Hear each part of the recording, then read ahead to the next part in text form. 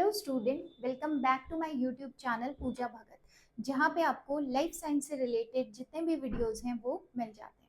तो आज के वीडियो के अंदर हम जिस बारे में बात करेंगे वो एक और इकोलॉजी एंड एनवायरनमेंट का एक इम्पॉर्टेंट टॉपिक है, that is r selected species and k selected species. ये आपके बीएससी एमएससी में भी, अगर आप जूलॉजी से बीएससी एमएससी कर रहे हो तब भी आपके बहुत ज़्यादा काम आने वाला है। अगर आप सीएसआईआर के लिए प्रिपेयर कर रहे हो तब भी ये टॉपिक आपको जानना ज़रूरी है। अगर आप नीट के लिए प्रिपेयर कर रहे हो या फिर आप बायोलॉजी के किसी भी एग्जाम के लिए प्रिपेयर कर रहे हो तब आपको ये आपके जानना बहुत जरूरी है कि what do you mean by r selected species and k selected species. तो यहाँ पे जैसा कि मैंने बहुत सिंपलेस्ट फॉर्म में लिखा है, सबसे पहले हम बात करते हैं whenever there is more food in the environment. जब भी फूड जो है वो बहुत ज्यादा है तो क्या हमें, फॉर एग्जाम्पल, हम अपनी लाइफ के अंदर जितना भी स्ट्रगल करें, ये सारी चीजें, हमारे फूड जो है वो हमारा बेसिक रिक्वायरमेंट होता है।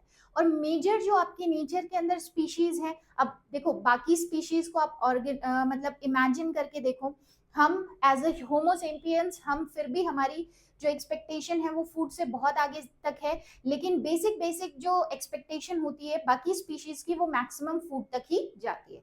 तो अगर मैं बोल रही हूँ फूड जो है बहुत ज्यादा है, तब आपकी स्पीशीज जो है वो आपके बहुत ज्यादा काम नहीं करने वाली, बहुत ज्यादा स्ट्रगल नहीं करने वाली, क्योंकि फूड आराम से मिल जा रहा है, आराम से लाइफ कट रही है, कोई दिक्कत नहीं है।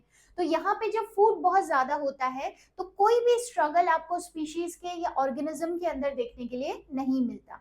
और जहां पे आपको ऑर्गेनिज्म या स्पीशीज में स्ट्रगल देखने के लिए नहीं मिलता, वहां पे उस पर्सन की मसल जो है वो पुअर हो जाती है या कमजोर हो जाती है। आप भी अगर अपनी मसल्स को ट्रेन नहीं करोगे तो वो कमजोर हो जाएगी।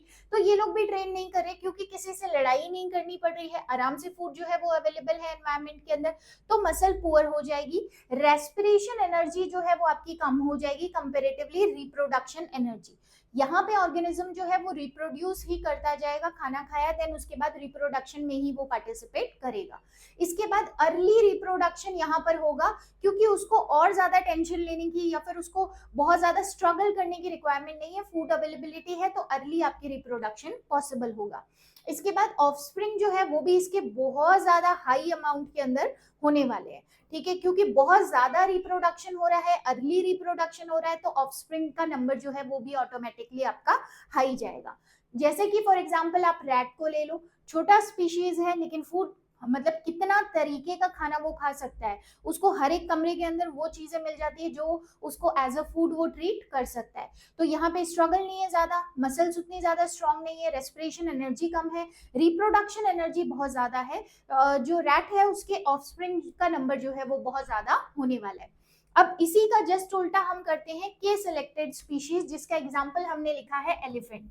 एलिफेंट के अंदर अगर आप देखोगे तो ऑफस्प्रिंग जो होते हैं उसके बहुत ज्यादा बड़े होते हैं लेकिन लेस होते हैं नंबर में, ठीक है। यहाँ पे इसके ऑफस्प्रिंग बहुत ज्यादा होते हैं नंबर में, बट कंपेरेटिवली के सिलेक्टेड स्पीशीज जो होती है वहां पे फूड लिमिटेड होता है, तो एक ऑर्गेनिज्म जो है अपनी मसल्स का पूरा यूज करके स्ट्रगल होगा, क्योंकि यहाँ पे लिमिटेड फूड है। तो एक आपके ऑर्गेनिज्म ये है, दूसरा ऑर्गेनिज्म आपके ये है, तो ये दूसरा ऑर्गेनिज्म जो है ये भी लड़ रहा है, ये भी लड़ रहा है, तो इन दोनों के बीच में अब स्ट्रगल होगा, और स्ट्रगल होने से क्या होगा, मसल जो है वो डेवलप होगी, और जो ज्यादा आपके स्ट्रांग होगा वही आपके क्या होगा, जीत पाएगा।